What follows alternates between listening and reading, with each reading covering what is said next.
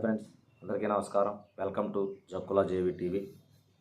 పల్నాడు ప్రాంతంలో పగలు ప్రతీకారాలతో కట్టుడికిపోతుంది.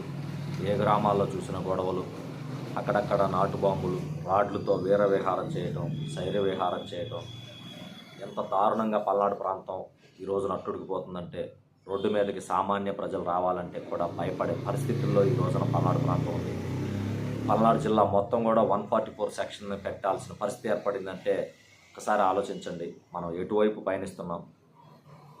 గత 30 సంవత్సరాల క్రితం ఫ్యాక్షనిజం ఉన్న ప్రాంతం, 30 సంవత్సరాల నుంచి ఫ్యాక్షనిజం తగ్గుముఖం పట్టి గొడవలకి దూరంగా ఉన్నటువంటి గ్రామాలు మరలా నేడు గొడవలకి ప్రేరేపితమై కొట్టుకునే పరిస్థితులు, తన్నుకునే పరిస్థితులు, రాడ్లతోటి, బాంబులతోటి, వికృత చేష్టలతోటి విర్రవీగిపోతుంటే ఇలా గ్రామాల్లో సామాన్య ప్రజానికం ఏ విధంగా ఇబ్బంది పడుతున్నారో ఒకసారి ఆలోచించండి.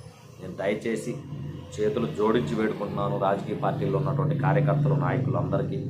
మీరు పెట్టుకుంటున్న గొడవల వల్ల గ్రామాలు చిన్నాభిన్నం అయిపోతాయి. గ్రామాలు ఏ విధంగా చిన్నాభిన్నం అయితే ఒకసారి ఆలోచించండి. ఈ రోజున రెండు పార్టీలకు సంబంధించిన వ్యక్తులు గొడవలు పెట్టుకోవడం మూలాన మీరు కేసుల పాలై మీ పిల్లల జీవితాలను నాశనం చేసుకుంటారు.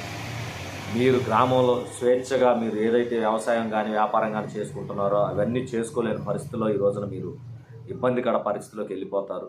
వ్యవసాయం చేయలేని పరిస్థితుల్లో ఈరోజు మీరు జీవనం కొనసాగిస్తే ఆ గ్రామంలో ఉన్నటువంటి చిన్న చితకా వారికి వ్యవసాయ పనులు లేక ఇబ్బంది పడే పరిస్థితులు, పంటలు పండించకపోవటాన ఆర్థికంగా అభివృద్ధికి దూరం అయిపోతాం. ఫ్యాక్షనిజం తోటి ఎప్పుడు ఏం జరుగుతుందో అంటూ బిక్కుబిక్కుమంటూ గడుపుతూ మానసిక క్షోభను అనుభవిస్తాం. అవసరమా మనకి ఈ జీవితాలు?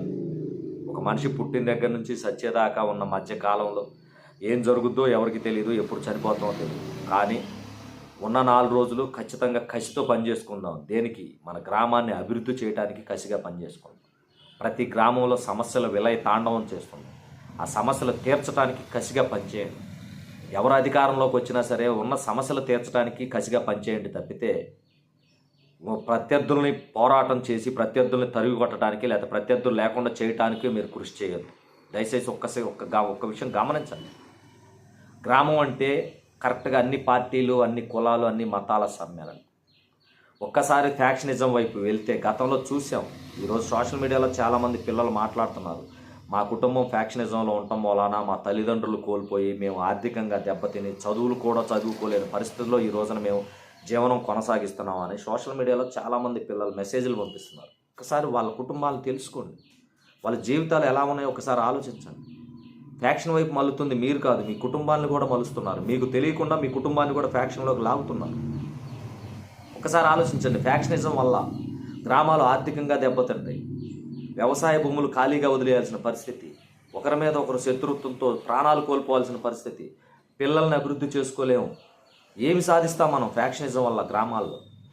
ఖచ్చితంగా రాజకీయాలు అవసరం ఎంతవరకు?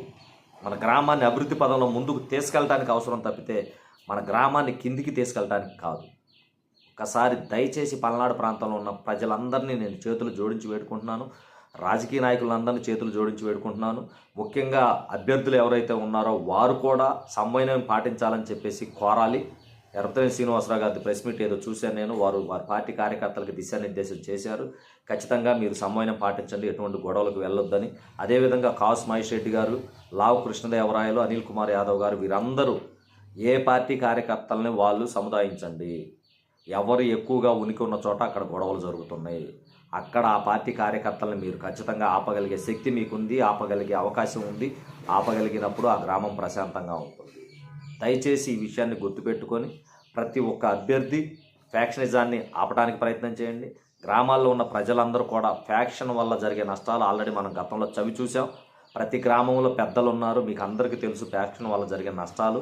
ఇప్పుడు ఎవరైతే ఉడుకు రక్తంతో ఫ్యాక్షనిజం వైపు ఉరుకులు పెడుతున్నారో వాళ్ళందరినీ నిలువరించేసి ఫ్యాక్షనిజం వల్ల జరిగే నష్టాలని వాళ్ళకి వివరించేసి మరలా గ్రామంలో ఇద్దరిని కూర్చోపెట్టి సయోధ్య కుదిరించి ఎప్పటిలాగే జీవనం కొనసాగించే ప్రయత్నాలు చేయాలని కోరుకుంటూ, చేస్తారని ఆశిస్తూ, జై జవాన్, జై కిసాన్, జై హింద్.